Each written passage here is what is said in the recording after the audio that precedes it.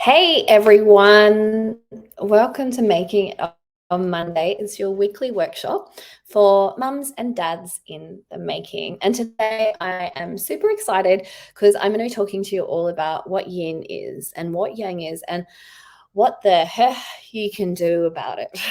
And so yin and yang is just like one of those completely essential things for fertility.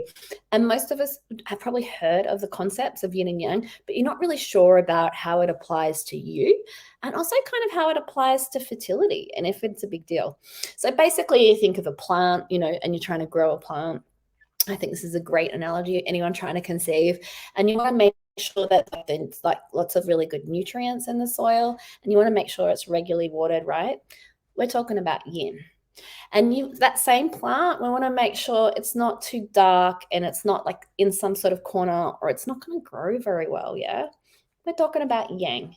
So yang is like the sunshine, the heat, the warmth in the body. And yin, it's a bit more like it's like the nutrients and it's also the fluids in the body.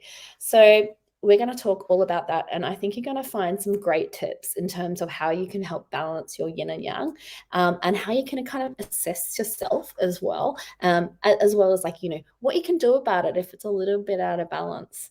So looking forward to talking to you about it all today. So the Making It on Mondays is coming to you from the Acupuncture Pregnancy Clinic, and we're an integrative traditional Chinese medicine clinic. And we look after people with traditional Chinese medicine. We support them throughout their fertility and IVF journey, as well as throughout their pregnancy. And I am your host today, Amy Forth. If you haven't met me before, I, along with Lou, are one of the presenters here at Making It on Monday. So yin and yang, two sides of the coin. So we often see yin and yang symbol. One's dark, one's light. Sometimes it's like, the sun and the moon, these sort of things. And they are two opposites, but they're needed in everything in order for it to be, in balance and for it to work and for it to be alive. So yin and yang, here's just a few different examples of what we see in the external environment, in the internal environment. But with Chinese medicine, with infertility, when we're looking at yin and yang, we're looking at yin is like the fluidy aspect in the body. So we're thinking about the plant, we're thinking about the soil again. So inside that soil, what do we want? We want the soil. It needs to be moist. There needs to be enough water, yeah? It also needs to have nutrients. So we're looking at the blood, but also like the quality of the blood. And I'd also go as far to say is that not only just nutrients, but also this has a lot to do with your hormones. So that is yin from a Chinese medicine point of view. And so when it comes to fertility, that yin aspect, what it does, it really helps with nourishing follicles, nourishing eggs. So if you've got good yin, you're going to have really fantastic eggs. But unfortunately, as we age, our yin also declines. Also, if we are someone who is a bit overactive, so we're doing a lot of yang things, so we're thinking yang is like sunshine, it's like light, for a little bit kind of we do lots overactive, we don't have enough kind of downtime, we don't have enough sleep, we don't have enough R&R, we also don't have like the nutrients which are kind of help nourishing us, as well as like, all the water and the fluids that are helping to nourish us. Maybe we're having too many things like coffee and alcohol. All of these things are going to help us, going to start depleting our yin. And then we're going to start noticing this with our skin and hair might start getting a little bit dry. All the aspects of water in our body, we might start feeling a bit thirsty. We might notice in terms of fertility, fertile mucus might not be there, or it might be really scant. And then as things progress, this can have to do with our estrogen levels, like the hormones, which are the richness, and our blood, nutrients, things like that. All of these things are really important in terms of fertility, and your yin is going to be reflected by your estrogen levels, and also things like fertile mucus and egg quality. But when we flip this around, when we're working on your yin as a Chinese medicine practitioner, these are the things that we're trying to work on. So basically, as I described before, when there's too much yang, so that is too much overactivity, not enough rest, Also, yin deficiency comes with age, and it also can be inherited like with our genes, so from our parents. So it might not have anything to do with lifestyle, but often it can have quite a bit to do with lifestyle. And so lifestyle, we're thinking like, we're living a pretty busy life. We're not getting enough sleep, maybe having a couple of wines every night to wind down, which is a very, it's a stimulant, as well as coffee, which dries up your yin. And so then we're going to get some associated fertility issues around yin deficiency. And so things like low estrogen and also long-term more like poor egg reserve are all things to do with poor yin. So how do we nourish yin? And this is what is exciting about Chinese medicine, is that we can not only find out that we might have a yin deficiency, and I actually encourage all of you, if you're interested to know if you have maybe not enough yin, have a look at your tongue. And if it's really dry, and particularly if it has some cracks in it, that's an indication that your yin is a little bit depleted. Don't worry, don't freak out. We've all got like an imbalance of yin and yang. That's what makes us human. But what's really cool is that Chinese medicine understands this and understands how we can really help. I mean, and a lot of this is like real crossover in terms of what you're going to be hearing in terms of nutrition for fertility. So in Chinese medicine, we're like, if you're yin deficient, and for fertility, we know like yin is so important. So we want eating things like a lot of eggs, a lot of seafood, a lot of fish is all going to be really important. But the other real key thing is to really slow down the nervous system, get enough rest, meditate, really help you relax to nourish your yin. And the other cool thing is, of course, Chinese herbs. There are a lot of the Chinese herbs formulas for fertility really help nourish and support yin and blood. Now, yang deficiency, this is a different kettle of fish. So if I was just talking about yin deficiency and none of it really run true, potentially with yang deficiency, maybe this is something that you can kind of relate to a little bit more.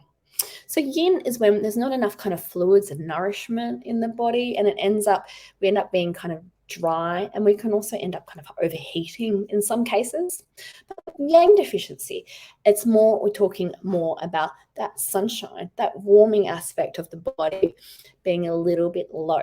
And you can see from the little doggy here, he's cold and he needs a big blanket. So if you're someone who's a bit cold, maybe yang deficiency might be a little bit more your imbalance. And like I said, we're all human, and so we all have these imbalances. So don't beat yourself up and don't worry too much, but let me tell you a little bit more about it and also things you can do.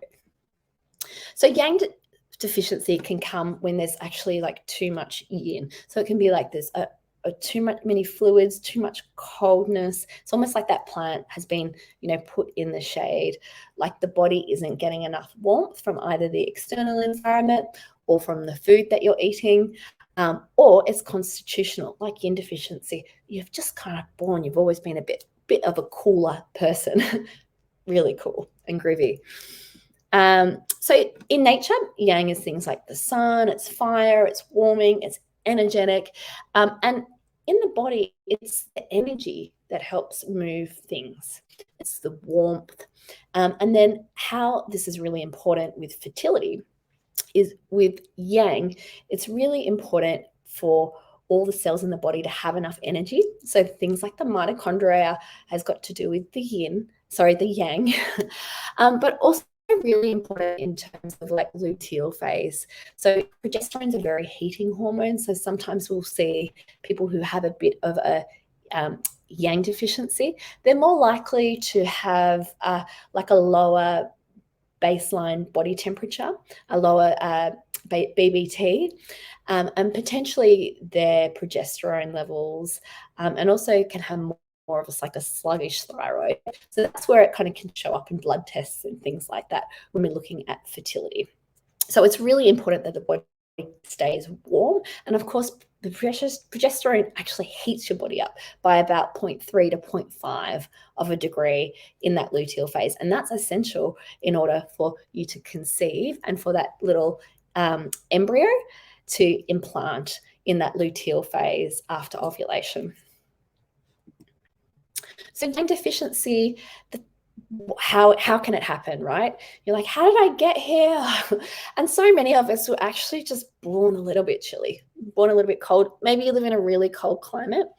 Maybe you drink a lot of cold drinks. Like what you eat, what you put in your body helps change the energy of the body, right? Whether it's more yin or more yang. So icy cold drinks, we'd say, really depletes the heat in your body, as do kind of raw foods and salads and things. So if you're someone who's a bit cooler, from a Chinese medicine point of view, we'd really say maybe eat more warming and more cooked foods and more warming drinks. So the other things that can cause yang deficiency can just also be things like over exercising. There can be just overwork as well. But predominantly people with a yang deficiency, it's been a little bit inherited.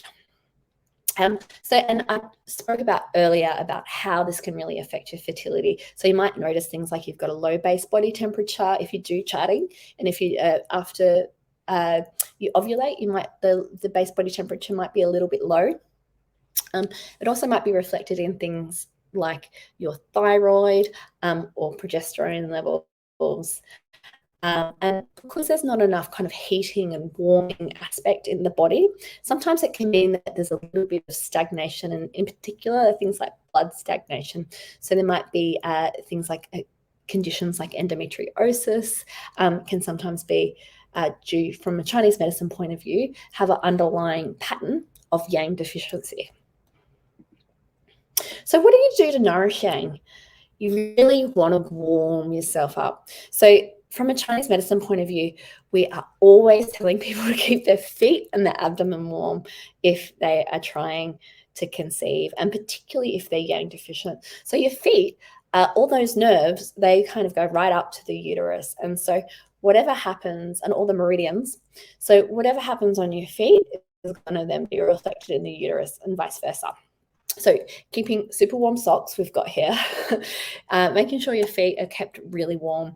And if you're someone who gets cold feet, I'd really suggest getting a heat pack and popping your feet on the heat pack, or even getting the little, you can get inner soles, which are like help heat up your feet, but making sure you're getting really good quality, warm socks and keeping your feet warm.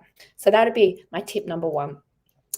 But the other thing would be to eat a lot of warming foods. So you'd be wanting to eat things like ginger, like those warming spices, ginger and cardamom and aniseed, all the things that you think that after you eat it, actually feel a little bit warm. So they're fantastic to boost your yang. And a lot of cooked foods. Here we've got a lovely chai latte that I quite enjoy. And the other thing is doing aerobic exercise. So actually moving and getting your temperature up is really great if you're someone who has a little bit of yang deficiency. But you don't want to be going too hard when trying to conceive, because we know that too much exercise doesn't seem to be helpful either. So getting your heart rate up, getting your temperature up in terms of yang deficiency can be really fantastic in terms of boosting it